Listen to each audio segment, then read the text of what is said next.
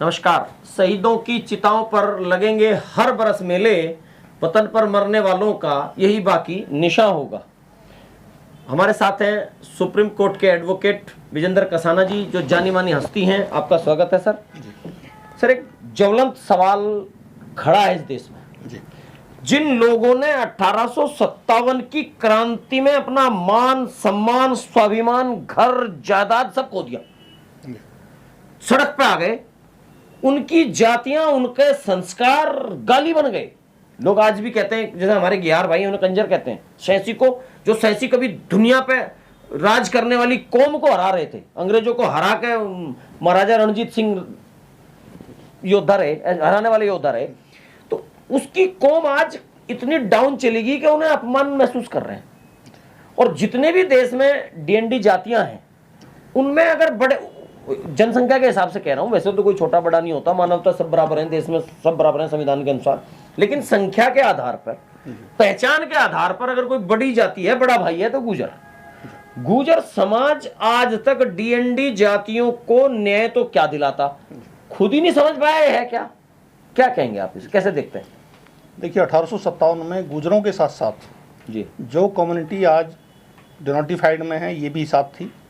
ये बात सही है कि अग्रणी उसमें गुर्जर थे और सरकार की नीयत उसमें साफ नहीं रही। कायदे में तो इन लोगों को आज़ादी के बाद इनको स्वतंत्रता सेनानी घोषित करना चाहिए था। मुझे तो एक बार फ्रांस का एक पत्रकार मिला, उसने ये कहा कि जिस तरह से मैं गुर्जरों की कुर्बानी को पढ़ता हूँ, संसद का जब अधिवेशन चले तो उसमें 2 मिनट का मौन गुर्जरों के लिए रखा जाए, लेकिन वो बात आज तक हुई नहीं। और गुर्जरों की भी कहीं उदासीनता है कि जिन कौमों ने गुर्जरों के साथ अपने आप को मिटा लिया देश की आज़ादी में, अब गुर्जरों की जिम्मेदारी है कि उन 18 करोड़ लोगों को साथ लेके चले और उनको उनके हक दिलवाएं।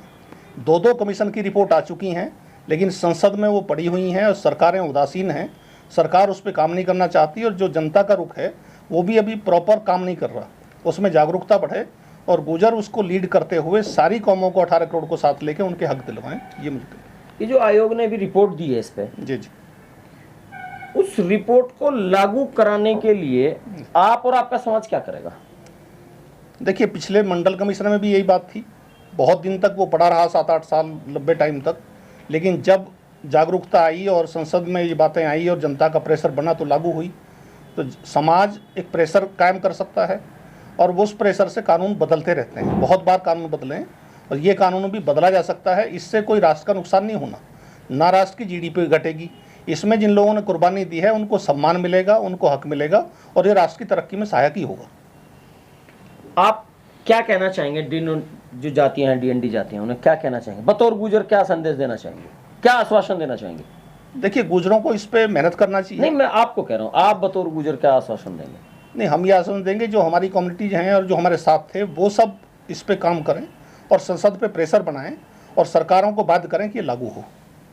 चलिए, जो सर कटा गए वतन के लिए वो दर दर की ठोकर खा रहे हैं और जिन्हें स्वतंत्रता सेनानी जाति घोषित करना चाहिए था, वो आज भी सम्मान की दरकार में हैं, उन्हें सम्मान कोई नहीं दिला पाया। हमने कसाना साहब से इसलिए बात पूछी, गुर्जरों से इसलिए हर बार गुर्जर नेताओं से कहते हैं कि गुर्जर इस सारे समुदायों में जितनी भी 450 जातियों के करीब हैं, उनमें संख्या के आधार पर, क्षेत्रफल के आधार पर, आर्थिक उन्नति के आधार पर भी सबसे मजबूत जाति गुर्जर है। और गुर्जर की पहली जिम्मेदारी है कि वो डीएनडी जातियों का सम्मान स्वाभिमान लौटाए और 1857 में जिस तरह से वो जी रही थी उसी तरह का सम्मान उन्हें भारत में दिलवाए।